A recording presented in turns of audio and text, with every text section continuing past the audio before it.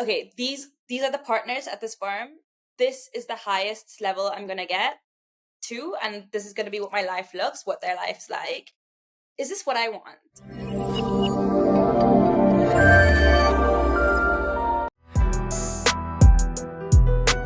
Krishana, thank you for joining me here today on The Go with Manav. For those that do not know you, could you please tell them a bit more about yourself? Hi everyone, I'm Krishana. Thank you so much for having me on here, Manav. It really means a lot. I'm excited. I'm the founder of Kasa Café in London. We're located very centrally in Fitzrovia. And I also recently started a podcast called Kasa Connect, which was born out of the cafe. So exciting, Krishana, and looking forward to learning more about your journey as we go through this podcast together. Now, usually with my guests, as people would know, that I would love to go back in time to learn more about who you were as a person before you became the person that you are today. So let's go back, flashback to who you were ages 18 to 21. And obviously by then I would be thinking university-wise, study abroad, kind of trying to figure out what you want to do at that time. So what was that period like for you? So I went to LSE once I graduated school. So this was when I was 18 and I studied management. Reason being is at school, I loved so many different subjects. I loved languages. I loved the arts. I loved the science. I couldn't really decide what exactly to do. And annoyingly with the British system, you have to kind of pick. So I went a bit generic and I'm like, okay, business it is, So Yeah. initially I wanted to do economics and management, but I needed further maths, which I didn't realize and didn't take as a subject. So I went into management at LSE. And during that time, I was the type of person who's always been really curious, joined so many different societies. I love sports. So eventually became the captain of the basketball team. So that was my hobby at uni. But also studying in London, I was also feeling like I'm missing that whole campus feel of university and college life. So when an Yeah. opportunity came to apply to Berkeley in California for a year abroad, I took it. And luckily I got in. And so I did a year in Berkeley where I studied global studies and I learned, I improved my Spanish. I took Hindi, which is where I actually learned Hindi in California, which is crazy. That's amazing. Yeah, I learned to read, write, and everything in California, which is crazy. Yeah. Because I'm originally Indian, for those who didn't know that, and French. And I just had an amazing year there and then came back. And so that was my 18 to 21 in university. I was the kind of person who really took my education seriously because I think it was ingrained in me from a young age. So, worked really hard to get, a first class degree.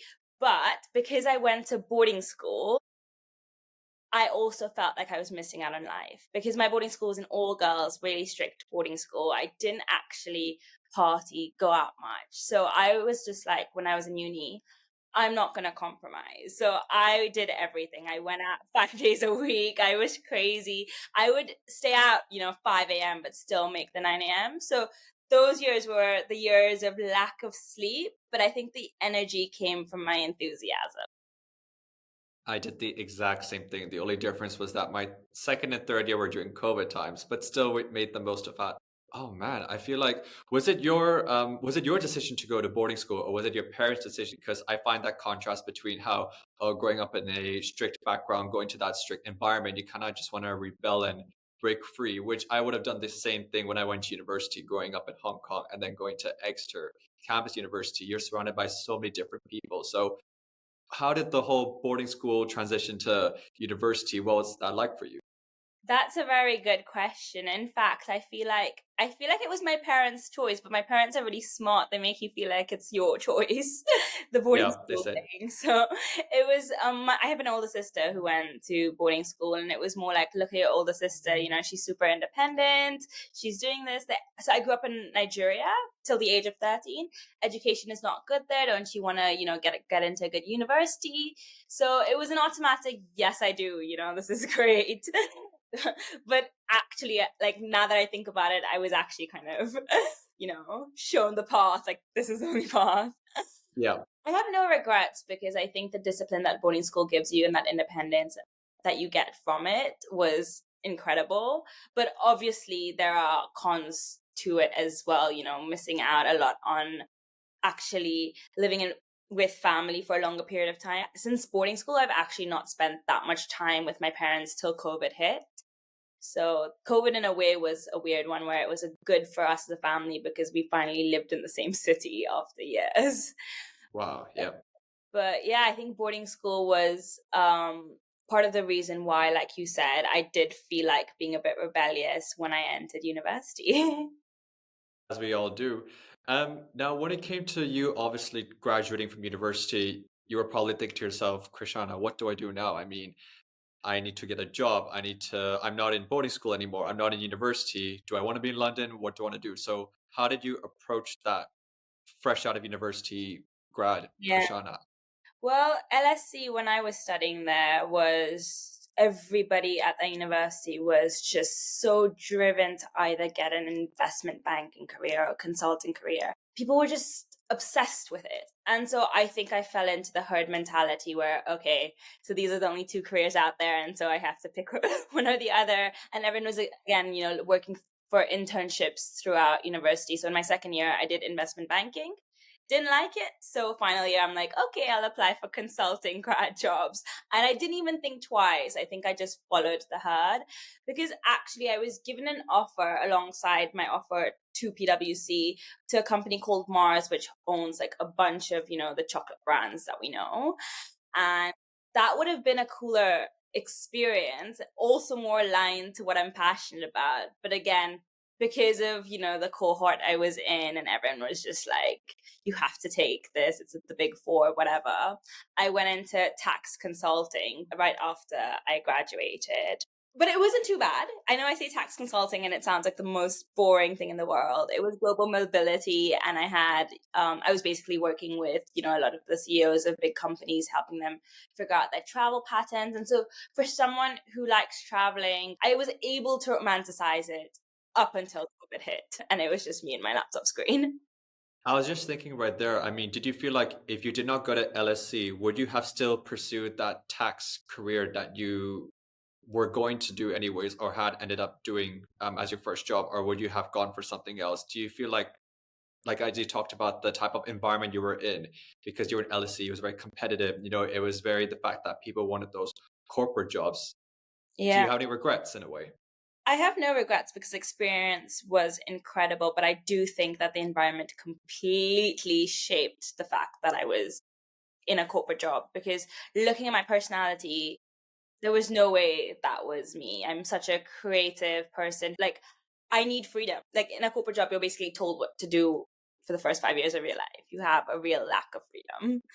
And I Definitely. also like variety. And so tax consulting lacked variety. I did try to find variety in my role. So I ended up joining the tech team for a bit. And I also ended up working in the proposals team for a bit. But what was happening was they wouldn't allow me to give up the amount of clients I had on the tax team. So I was doing a lot of extra. And I think that led to me burning out. And it definitely happens. When was it that you realized then that you wanted to pursue a master's degree? Was it during COVID time, or was it when you were working full time, 9 to 5? How did you make that decision? Yeah, so it was during COVID. My family were all in Nigeria and I was stuck alone in London. So when there was like the airlines announced, no more flights to Lagos, this is the last day, my dad made me get on that flight. He was like, I'm not happy with you being alone in London. And so I did. And then PwC was just like, you can't work from there. So I had to use up all my annual leave until I was able to go back to London. And then I had no holidays for the rest of the year. Had no holidays. On top of that, I was burning out with the amount of different things I decided to pursue in PwC, like all the different projects I took on, more than my capacity, which was not their fault because they warned me, but I just really wanted to do all these things. So then there was a day where I completely burnt out. And I also started thinking, okay, these are the partners at this firm. This is the highest level I'm going to get to. And this is going to be what my life what their life's like. Is this what I want? And I realized it's not what I want. I'm just doing it because I got kind of sucked into the whole LSE mentality, which LSE has changed. I'll tell you about that. They now have a huge entrepreneurial center, but got sucked into that mentality of, this is the best route, very stable, very secure. Sorry, I am getting to your question. So then I decided, look, I'm not going to do this anymore. I need to work for myself. I want to be able to travel when I want to travel and work from where I want to work and be able to have all these freedoms of doing different projects and working on my own time. So I decided that I want to be a founder because that was the only role I could think of, being an entrepreneur, working for yourself. That's the only role I could think of that allows you to have that so much flexibility. That's when I decided to do my master's degree because I didn't know what I was gonna like create or what startup I wanted to do. I feel like university is the best way to kind of learn a little bit about entrepreneurship, but also it was more for the networking. I don't think you need an education in entrepreneurship or a master's to be able to create something and be a founder. It was more just the network. Definitely, like I did get a great network out of it that supports me today. That's amazing.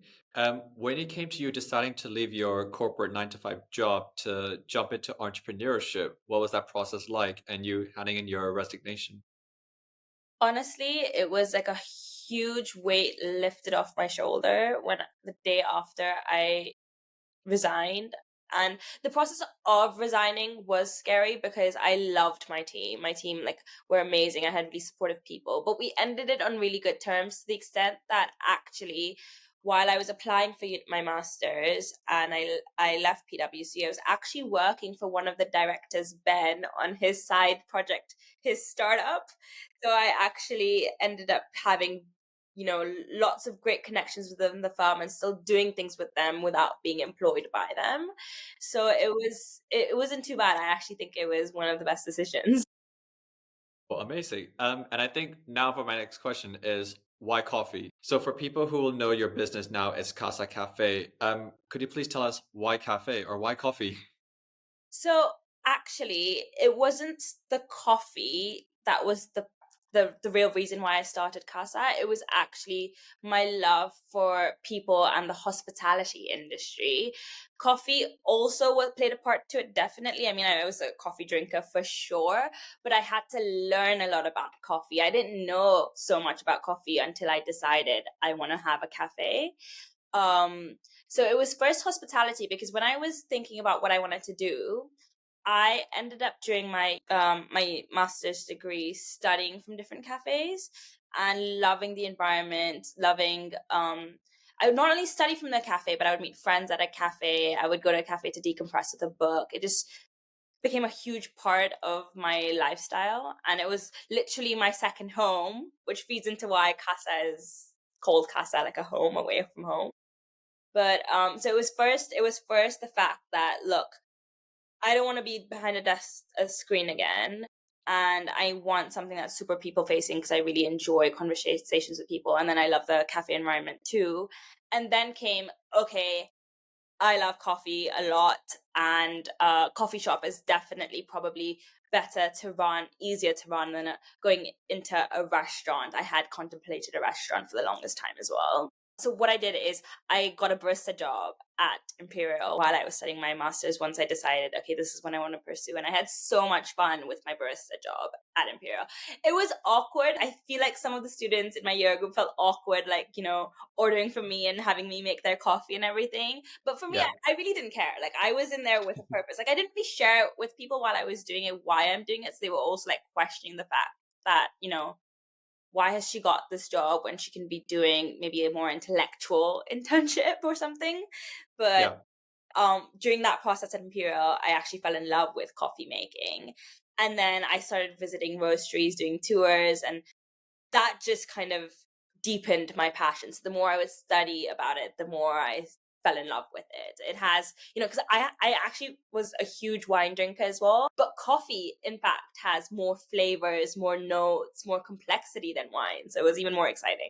Oh man, I mean, first of all, I'm so happy to hear that you actually decided to go for that barista job while you were in university because I feel like it takes guts for you to do something like that when your peers are probably wondering why are you doing that? It's kind of this self versus conforming to society battle. Yeah. And that's something I kind of wish I did when I was in university. I did work part-time in my student union, but I did not really, work as a waiter or a bartender, but I felt like you would have definitely gotten the skills that applied to your role or in the future. And that was actually now going to tie into my next question is, did you manifest Casa Cafe?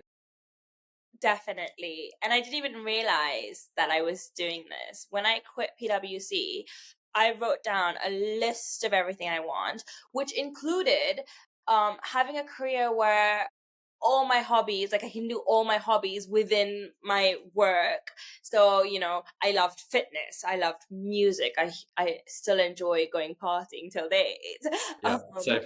I love art, painting, meditation. Like I'm a huge wellness girly. Like obviously pull like I feel like you can be a wellness girly and a party girly, so I'm both of those.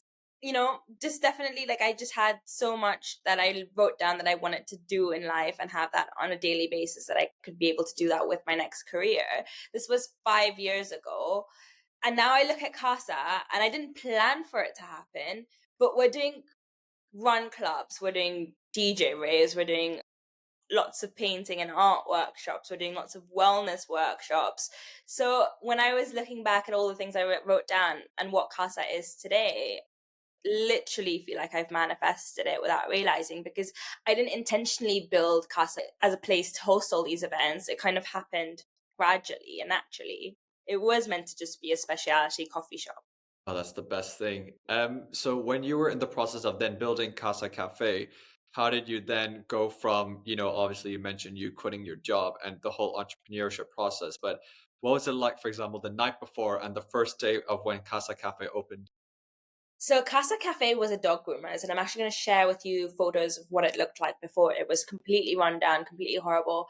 The place was not being rented out for 2 years because of the state of the property.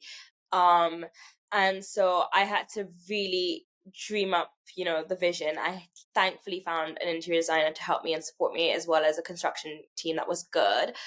But oh my god, like the roof actually literally almost came falling down on us. Like we had to get Oh, set man. engineers in. I faced so many problems and challenges with the build. I was also pushing really hard for the build to be completed in 4 months, because we're opposite the University of Westminster and they start in September. So I was just working really hard, 4 months before opening on, getting all the food registrations, health and safety, hiring staff, all the different pieces, that you have to get done before opening. That on the actual opening day, I put on a big smile. I mean, I had loads of people come. It was amazing, but I was exhausted and I went home and I cried. Like I literally like my siblings were so cute. They had like decorated the house when I came home, to congratulate me on, my first day at Casa, my first day at work. And I was really happy, and I was reading all the cards they wrote me. But internally I was so scared, because I was like, I have to go into work consistently every morning. We open at 7 a.m. I have to be in at by 6:30 to make sure everything's set up well. That means I need to wake up at 5:30. I didn't trust the manager yet to give them the keys. I wanted to open and close because it's a whole brand new team I'm working with. I need to train them. And I was so scared. I'm just like, how am I gonna go on for a whole month when I'm already like, it's been the first day and I'm like, I'm done. I'm done. I'm over this. There was so many challenges during the build. It also kind of broke. I also made bad hiring decisions, mistakes, spent money where I shouldn't have spent money. So my confidence before on day one itself was kind of low. And yeah, and I was tired. What would you say has been the biggest lesson you've learned from everything you just discussed right now? Honestly, let go and go with the flow, and don't try to control everything. Just try and enjoy everything. If there's a problem, it's happened for a reason. Have a positive mindset, because I think that my mindset ended up being a bit negative. And so I think that really hindered our progress forward. So actually, I got an offer to sell the cafe 5 months later, and I was just like, take it. Like, I get to recover all my investment. Someone wants to buy it. They already own cafes. They'll know how to grow it. I lacked confidence. So I was just like, amazing, sorted. Look, take it off my hands. And during that process of when the papers were being drawn up, I was just like, okay, I have 1 month with Casa. I've built a beautiful space, let me make the most of it. So that's when I started hosting, book clubs, run clubs, all these events that I started doing, because I just wanted to have fun with the space. So I completely let go. I mean, I didn't care what the sales were. I didn't care who came in. I have 1 month and then it's off my hands. And oh my God, that's when customers kept going in, the energy improved. It like literally the whole place transformed. And that's when I'm like, okay, I'm not selling it anymore. I just needed that that Wow. experience to get me out of it. And that's why I think the biggest lesson is to genuinely just have faith. And I think part of the reason why I started Casa Connect was a lot of founders told me it's not an easy journey. You have to be resilient. And so it's really taught me resilience. Speaking about resilience, what were the 4 months like before Casa Cafe opened? Because talking about FOMO earlier, did you deal with the sense of FOMO, for example, when the fact that all of your energy, your mind, waking up, the whole 9 to 5 for you was literally building the cafe. So what were those 4 months like before the opening day? Because people don't see behind the screens as well. They don't see like on social media, your launch day, people must have been, posting you smiling. And then, like you said, you went home and cried. Mm. Yeah, I definitely canceled a lot of plans to commit to work, right? I missed a lot of birthdays. So from that perspective of FOMO, like you would have expected me to have more of it, but actually when you have a vision and a dream, nothing really matters. And at that point, I still had that drive and that motivation, the 4 months of building it and the 4 months of going. And also because to build it, I'm like gonna be completely honest, I received a lot of family support financially. So I didn't want to let them down. Like, people like my family are trusting me to carry this project forward. Like I exceeded budget. Like I because of the, ceiling almost falling and all of that, I had to keep putting investment into it. And so this is, other people's hard work money and they're trusting me to use it well. So I was just, head focused and dedicated. It was more when it started and when Casa started and there was the ongoing challenges. And I will blame that whole lack of resilience and not being able to pick myself up and the negative mindset to lack of sleep. I think that the value of sleep is so important. It can literally change your whole mood. When you met me for the first time, I was surviving on 4 hours of sleep. And I think that's the funny thing is that I was literally saying how I need to sleep more. And you're literally saying it right now that yes, sleep's important. It is I important. keep telling, yeah, no, it's something I'm trying to work on. I've done better today though. I went from 4 to 7 hours today. So it's Yeah. been better. Guess it's not everyone, but like I just naturally get more like I just have less focus and more irritable. So you can see that through my work. Definitely. And I feel like you said, you have to wake up early. I mean, because I'm a night owl, like you said before we recorded this podcast, you're an early bird. So definitely it's also how people are most productive, I guess, in that sense. Um, so you've hosted events, which has been amazing. I've been to one of your events, obviously, which is really good. If you guys haven't checked it out yet in Fitzrovia, definitely go to Kasa Café, right next to the BT Tower. That's how I was able to remember it for sure. So please tell us more about Casa Connect. So Casa Connect was born out of the cafe because I was in a position where I was having a lot of people from my degree in Imperial, the entrepreneurship one, as well as LSE coming to me saying, we have this new kombucha brand, we have this new protein bar, we have all these different products. Can we test it out at Casa? Can we keep it? Can we sell it? Can we sample it? And because I know how hard the entrepreneurial journey is, I would say yes. I wanted to be supportive. And then when they would come in with their product, I would ask them the story behind it. And every single founder had such an incredible story. On top of that, they also had a journey of hardship. And I felt like them sharing and being honest with me and telling me was really motivational. And also, I felt like everyone else should hear their stories. And so that's how Casa Connect was born. I just decided, we need to get all these stories out because they've been helping me and it can help a lot of people. And more than that, it was also like personal goals. I was not that confident at communicating. I was quite, I was trying to build my confidence. I wanted to put myself out there. And I had thought of a podcast for a long time. So I thought, okay, I need to seize the opportunity. The thing is, I'm not very good at editing and all the techie parts of it. I believe you do that for your podcast, but I was not very confident like about doing that. And I also know how much work it is. And I didn't know if I would be able to manage it. But what happened was again, like a real moment of serendipity. This girl, Luna, came into Casa and she said, I have a new coffee app. and she was telling me about her coffee app. It's got this click and collect feature. It's what, like Starbucks, Blank Street, all the big chains use it. The specialty coffee shops can't invest in it because it's expensive. So she wanted to get them all on it.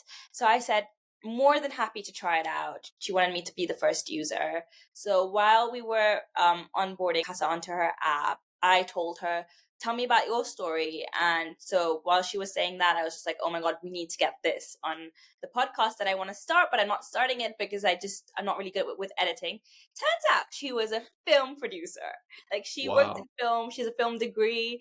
And so she was just like, let's partner up. And that's how so Luna does Kasa Connect with me. She's all behind the scenes. She doesn't like being on camera. And so it kind of works really well where she edits and, I do the interviewing. That's the beauty. You honestly just don't know who you're going to end up meet. And in that, point of view, who knew that you guys are going to end up working together and let alone start a podcast together, which is absolutely incredible.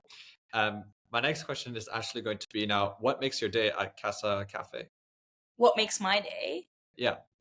Oh, definitely the conversations with all the customers and just meeting them and seeing so many smiles. We have a customer called Max, who's an elderly man who's in the area, lives in the area, and he brings his dog Nana every single day. So every single day I'll sit and have a chat with them. I'll give Nana a free dog biscuit that we have.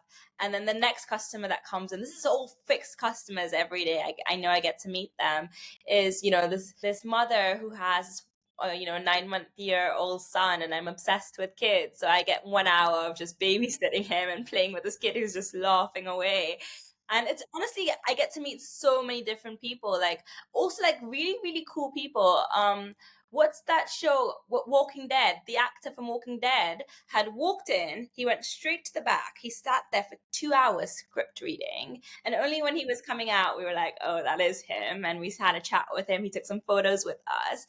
But I honestly, so many diverse people come in, and it's just what motivates me the most is the connection with people. I mean, something I didn't say before was during those COVID days when I was behind my laptop screen, all alone working from my room for 12 hours, the one thing I really faced was loneliness.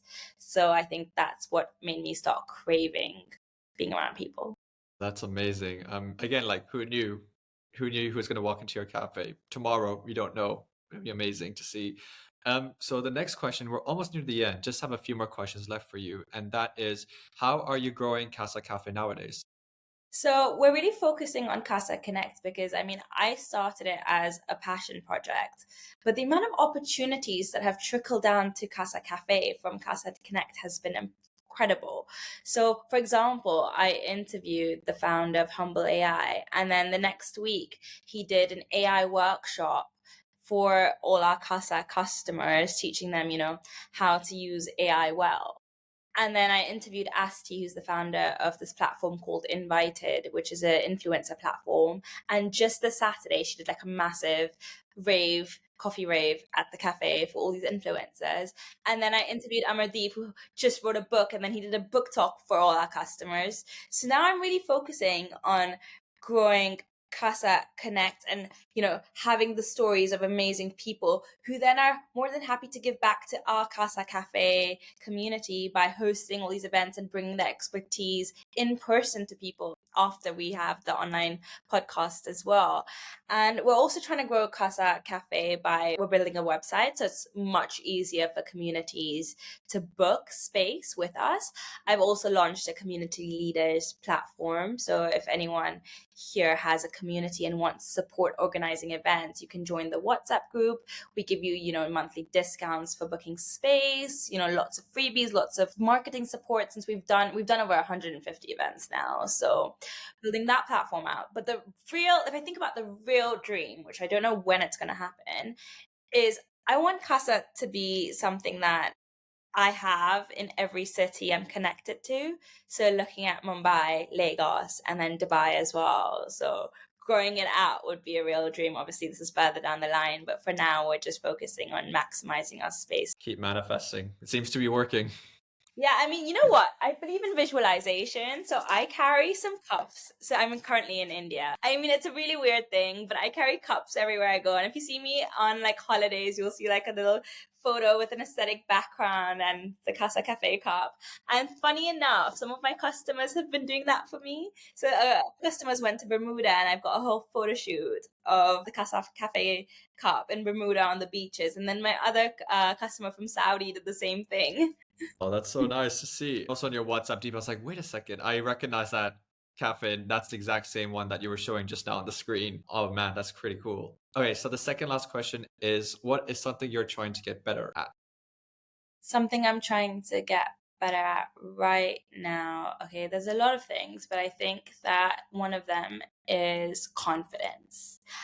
I think confidence is an absolute game changer. Like believing in yourself and portraying confidence is the most important thing. And so ever since I've just, maintained that self belief, other people start believing in you. And so the opportunities increase.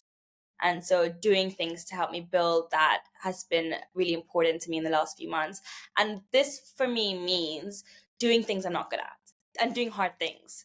So, for example, just a small example, when I landed in Bombay, I never done a 5K beach run and I was jet lagged, but I'm like, 7 a.m., I'm going to do this. Even though my mind is saying I can't, like, I feel like if I do it, I prove to myself I can, and that builds my confidence. So I've been trying to build confidence through doing difficult things, going outside comfort zone, letting myself fall, letting myself get embarrassed, feeling those emotions, but then later it builds another level of, confidence. Yeah, I think confidence is something that people either just get it or they don't, but it takes time. And definitely it's something that people are always working on, or it's a fact that people achieve it and then you realize there's another hurdle you kind of have to go through again. And speaking about confidence, I'm going to kind of tie this into the last question I have for you. And that is obviously thinking about, and I wish I actually asked this earlier because I wanted to ask what was it like then going from Lagos to boarding school? When I was in Lagos, I was an introvert. I was an absolute introvert. So when I went to boarding school as well, I was, very introverted. I found it very difficult to make friends. I was actually bullied in my first year because I was the kind of person who, like, someone would tell me carry my school bag and I would do it. And I was a 13-year-old who really didn't think much about the fact that this is not okay. And so it was tough in boarding school because I think people really kind of jumped on the fact that, I could be intimidated really easily. And it was actually my older sister, who luckily was also in the school, that kind of saw that. And she told me, look, Krishana, you just got to stand up for yourself.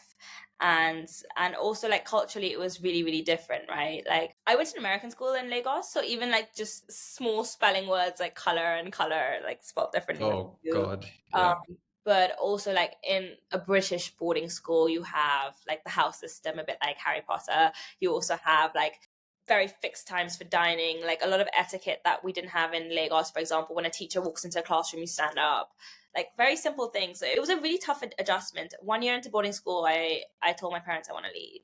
They were happy to consider the other options, but also, again, they knew it would be good for me, and I'm glad they pushed me through it. Second year, I ended up loving it again, making a good group of friends. Because at the end of the day, the education that I got was incredible. The education in Lagos is not the best, and that was literally, I came for that. I came for an education, and now I really appreciate it. I'm glad to hear it worked out in the end. And that actually now leads to my last question. It's always the first year or the first few months is always tough. Then eventually you don't want to leave. So now think about as if you were 18 years old, so graduating from high school and then going to university. Thinking about everything you've achieved and accomplished so far, what would you say to your 18-year-old self? Try everything and do everything. I think that sometimes, we get scared to try something new, because we might not be good at it, or people would laugh at us.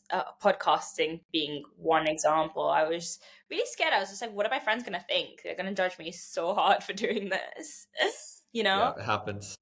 But it's all the adventures, all the risks I took, all the experiences I had that has led to who I am today. So I would be bolder. I would take more risks, have more adventures. At the end of the day, if it goes badly, it's another story to tell, right? And someone actually said this to me the other day, and they were like, I do all these things because I want to be the most interesting person in the room. And it's true. Like, it's people are attracted to people who have really cool stories, who are different. So be bold and stop caring about what people think. But Yeah. also connection's really important, and keep, like, look out for people, support people, and keep meeting people. Those are some great pieces of advice for sure. And I'm trying to take notes right now. I was like, oh man, I should be doing. I mean, I totally agree though. I mean, definitely your connection. Try everything. The other thing I really need to do, which is again something I'm trying to get better at when you ask that question, is I wish I was a super organized person and really good operationally from the start.